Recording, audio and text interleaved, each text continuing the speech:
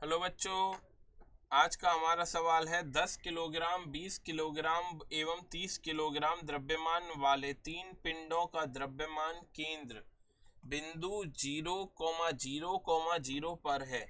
एक 40 किलोग्राम द्रव्यमान का पिंड कहाँ रखना होगा जबकि संपूर्ण निकाय का द्रव्यमान केंद्र बिंदु 3,3,3 पर हो। चार ऑप्शन दिए गए हैं, हमें सही ऑप्शन बताना है। अब देखिए हमसे क्या बताया गया है। तीन पिंड है हमारे पास, 10 किलोग्राम, 20 किलोग्राम और 30 किलोग्राम। इन तीनों का जो द्रव्यमान केंद्र है वो कहाँ पे है? ओ पॉइंट पे, ओरिजिन पे। और ओरिजिन के घटक कितने हैं? 0i plus 0j plus 0k के बराबर है। एक 40 किलोग्राम का पिंड हम मान लीजिए कहाँ पे रखते हैं? 40 किलोग्राम का पिंड हम रखते हैं xi plus yj plus zk पे।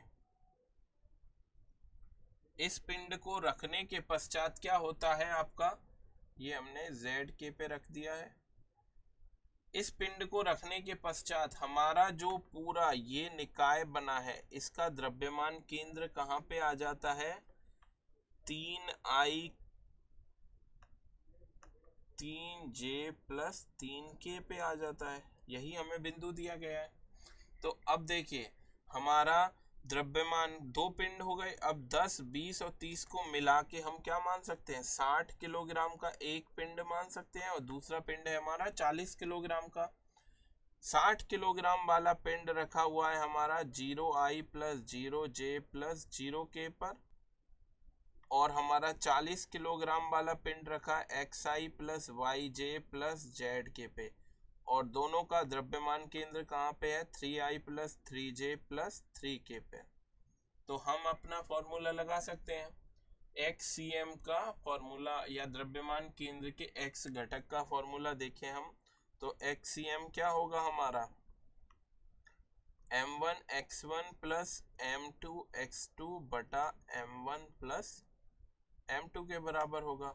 xcm कितना दे रखा है? 3 बराबर क्या होगा? पहला द्रव्यमान 60 गुणा 0 प्लस दूसरा द्रव्यमान 40 गुणा x पे बटा कितना हो जाएगा?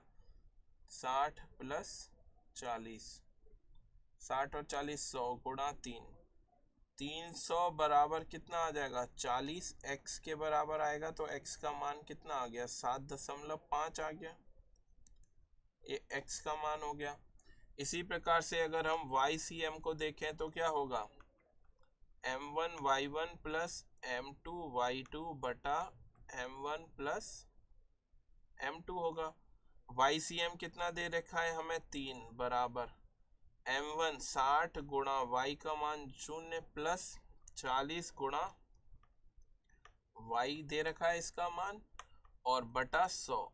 तो यहाँ से 40 y बराबर कितना आ गया? 300। तो y का मान भी कितना आ गया? 7.5।